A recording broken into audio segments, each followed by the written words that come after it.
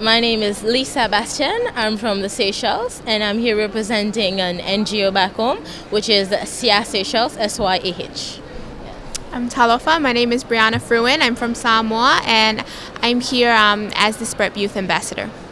Okay, and I imagine it for both of you, this is your first climate conference. How are you finding it? I'm finding it really amazing to be at a conference because I was at COI, the Conference of Youth, before coming here, and it's amazing to find such youth support and everyone's coming together and they find this really important. So you feel like you belong. We're all fighting for the same cause at the end of the day after all. Yes.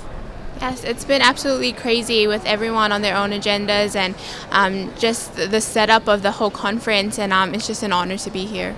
Yeah, there's a lot to take in, isn't there? And you're both working on projects back home. Brianna, tell us first about your project. Yep. So when I was 11, I founded my first environmental group in school called Small Voices. And what we did is we started composting, recycling, electricity plans, and carpooling initiatives. And then we made kind of like a pack where we could also replicate this in other schools. So that's how I started with my first project, and it worked really well. And then we took it out into the communities and started doing more bigger projects such as tree planting, community marches, and it really expanded, and we really got the support from the Samoan community, which was great. Great, so you're really scaling up your efforts. And how about you, Lisa? What are you working on? Oh, well, since the NGO I'm representing, SYAH Seychelles, Seas Youth Aims Hub, which is Small Island Developing States, and AIMS is the Atlantic, Indian Ocean, Mediterranean, and South China Sea. We are a youth-led NGO, and we like to promote sustainable development through youth-led projects. So we decided, since we're very new, about 1.5 years old, we wanted to tackle this issue in Seychelles about plastic bags. And since we're a small island developing state, our biodiversity is rather very unique and very vulnerable. And we saw that plastic bags, it was really affecting our environment, especially our marine life. For example, the sea turtles, they can get caught up in this, they can choke on it, and it affects all of us at the end of the day. So we decided to launch this campaign in June of this year to commemorate with the Seychelles, the International Free from Plastic Bags Day. And since then, we've basically taken it head on. We've decided that we want this to be a success, and we've managed to get the government involved in this as well.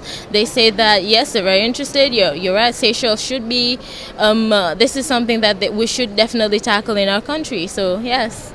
And over on the other side of this venue in Le Bourget, negotiators are in a room and they're trying to thrash out a global deal on climate change. And what kind of deal do you hope will come out of this conference? I'll ask Brianna. I'm really hoping for a legally binding agreement that includes inclusion of youth in climate change, as well as gender and oceans, and a whole bunch of kind of underrepresented groups to be included in this document this year, hopefully be a change from other conferences. And Lisa, I mean, coming from a small island state, I mean, do you feel loss and damage has been a really big issue of these talks, and the 1.5 degrees limit? How important do you think that is for the Seychelles? It's definitely really important. Seychelles, like all other states, we are at the front line of climate change. We are the ones who are facing the very first effects of what is going to come to the world itself. So we definitely feel like 1.5, this is what we should be aiming for, not just 2 degrees, because 1.5 is a huge difference. It can mean life and death for a lot of the biodiversity, the animals, as well as certain species when it comes to small islands, because of the vulnerability of our biodiversity. And 1.5 with sea level rise, it may not seem like a lot, but once you live on a small island, it's something that's really urgent to be dealt with. So what we want is an agreement that will save the islands, because once you save the islands, you will have been able to save the world. Lisa and Brianna, thanks very much for coming in. Oh, and you wanted to sorry, one more thing. You wanted to show up. Yes. Perfect. All right, thank you.